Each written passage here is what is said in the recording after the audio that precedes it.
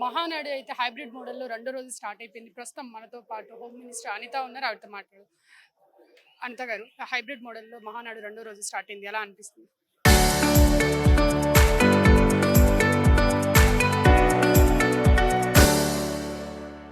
యాక్చువల్‌గా ఇది మాకు ఒక మంచి ఎక్స్‌పీరియన్స్. ఎందుకంటే ఇంతవరకు ఒక 20,000 మంది, 30,000 మందితో చేసుకునే మహానాడుని చూసాం. 3,00,000 మందితో చేసుకునే మహానాడుని చూసాం.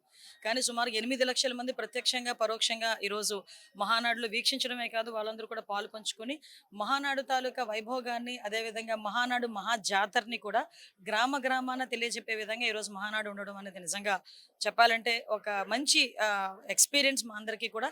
గౌరవ నారా లోకేష్ గారిని నేను ఎప్పుడూ అంటాను, యూ ఆర్ సో బ్లెస్డ్ బాబు అని.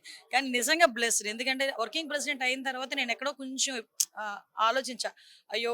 నెల్లూరులో జరగబోయే మహానాడు ఇలాగ వర్చువల్‌గా జరగాల్సిన అవసరం వచ్చింది. హైబ్రిడ్ వచ్చింది. First time sir working president అయ్యారు అని కొంచెం అనుకున్నాం. కానీ దానికి పదించి ఈరోజు ఆ మహానాడు ఎంత గ్రాండ్‌గా జరుగుతుందో మనందరం కూడా చూసాం. నేను ఒకటి మాత్రం క్లియర్‌గా నమ్ముతానండి. మనం సక్సెస్ అవుతున్నామంటే అవతలోళ్ళు చేసిన విమర్శలు బట్టే మనం సక్సెస్ అవుతున్నాం అన్న సంగతి తెలుస్తది.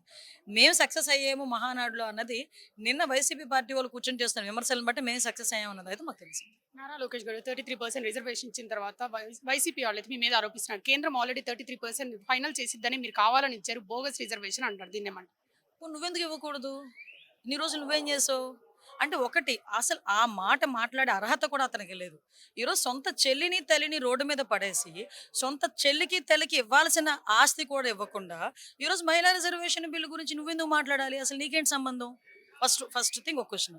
సెకండ్ వన్, ఈరోజు మా పార్టీ మేము ముందుకొచ్చి మహిళా రిజర్వేషన్ బిల్ అక్కడ అయినా పాస్ అయినా అవ్వకపోయినా మా రిజర్వేషన్ మేము ఇస్తాము అంటే, నీకు చిత్తశుద్ధి ఉంటే నేను కూడా చేయగలనని చెప్పి ముందుకు రా. ఆ రోజు పార్లమెంట్లో 33% రిజర్వేషన్ గురించి బిల్ వచ్చినప్పుడు నువ్వు యాక్సెప్ట్ చేసావు కదా. మరి ఆ రోజు యాక్సెప్ట్ చేసి అనౌన్స్ చేసావు. మరి ఇది కూడా యాక్సెప్ట్ చేయి. అంతే తప్పించి ఈ రోజు నువ్వు మాట్లాడే మాటలేంటి?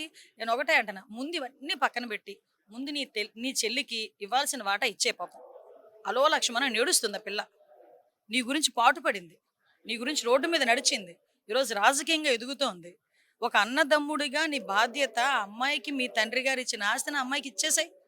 అప్పుడు మహిళా రిజర్వేషన్ బిల్లు గురించి లేదా మహిళల సాధికారత గురించి నీ పార్టీ నువ్వు మాట్లాడేది కానీ. ఆడబిడ్డ నిధి ఇవ్వకుండా శ్రీశక్తి అని మహానాడు పేరు ఎలా పెడతారని వైసీపీ వాళ్ళు మీ మీద ఆరోపిస్తున్నారు. దీన్నేమంటారు? నేను అన్నిటికీ ఒకటే సమాధానం. మీ నాయకుడిని వాళ్ళ చెల్లికి ఇవ్వాల్సిన వాటా ఇచ్చిమనండి. వాళ్ళ చెల్లికి ఇవ్వాల్సిన స్త్రీనిధి ఆవిడకి ఇచ్చిమనండి. ఇచ్చేస్తే ఆ తర్వాత విషయాలు మేము మాట్లాడుకుంటాం. ఇది మహానాడు కాదు దగానాడు అని చెప్తున్నారు రోజా గారు. దీన్నేమంటారు?